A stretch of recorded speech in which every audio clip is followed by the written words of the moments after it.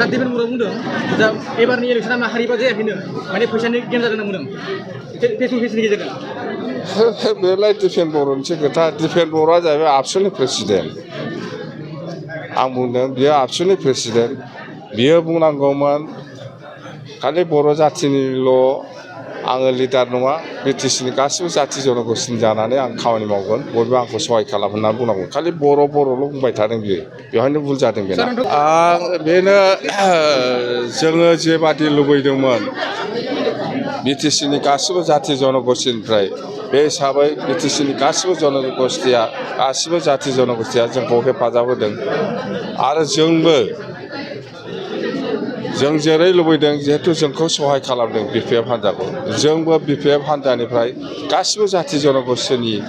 जिथु लुबैनाय बेखौ सुफुंनो थाखाय जोङो सेस्था खालामनांगोन इउपिपिएलखौ मारै 5-0 खालामनांगौ सार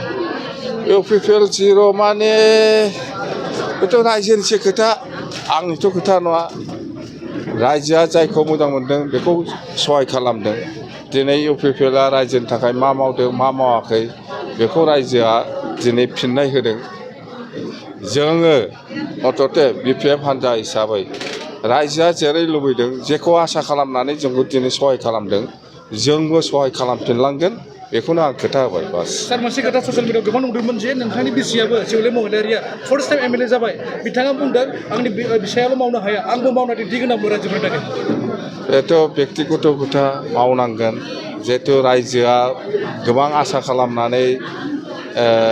सिउलिखौ एमएलए खालामबाय रायजोनि आसा खालामनाय बादि बिथाङाबो मावनांगोन सार्टिफिकेट बर'आ बुंदों दा एबारनि इलेक्सना माहारिबा जायाखैनो माने फैसानि गेम जादों होनना बुंदों फेसबुक पेजनि गेजेरजों बेलाय दिफेन बर'निसो खोथा दिफेन बर'आ जाहैबाय आबसुनि प्रेसिडेन्ट आं बुंदों बियो आबसुनि प्रेसिडेन्ट बियो बुंनांगौमोन खालि बर' जाथिनिल' आङो लिडार नङा बिटिसिनि गासिबो जाथि जन'गोष्ठिनि जानानै आं खामानि मावगोन बयबो आंखौ सहाय खालाम होननानै बुंनांगौ खालि बर'ल' बुंबाय थादों बियो बेवहायनो भुल जादों बेना सार नोंथांखौ बुंबाय थादों बिथाङा नुनायाव बहुत डेन्जार नुयो बिथांनि गोसोआ नरम होनना बुङो नोंथांखौ बुङो सार नोंथां गोरा नुयो खिन्थु नरम बुङो सार बिदि मा बुङो सार ससियेल मिडियायाव नरम माने गोबां फागफोर अननो गोरों होनना बुङो माथो जेखि जाया जोङो रायजोनि थाखाय खामानि मावगोन स्पष्ट खोथा आरो बिथांमोनाथ' दलखौनो आरो नामखौ सोलायबावसिगोन नामा बिसोरनाथ' अयभास दङ सारलासोंदि मन्थ्रिनि बेलायाव सार मा बुंदों उदालगुरि डिस्ट्रिक्टआव होयो मन्थ्रिनि बेलायाव मन्थ्रिया जोंनि थाखाय गिदिर खोथा नङा आं बुंबाय थादों जोङो बिटिसिनि जौगानायखौ लानानैसो जोङो बार्गेनिं खालामगोन आसाम गभर्नमेन्टजों बास मन्थ्रिखौ लानानै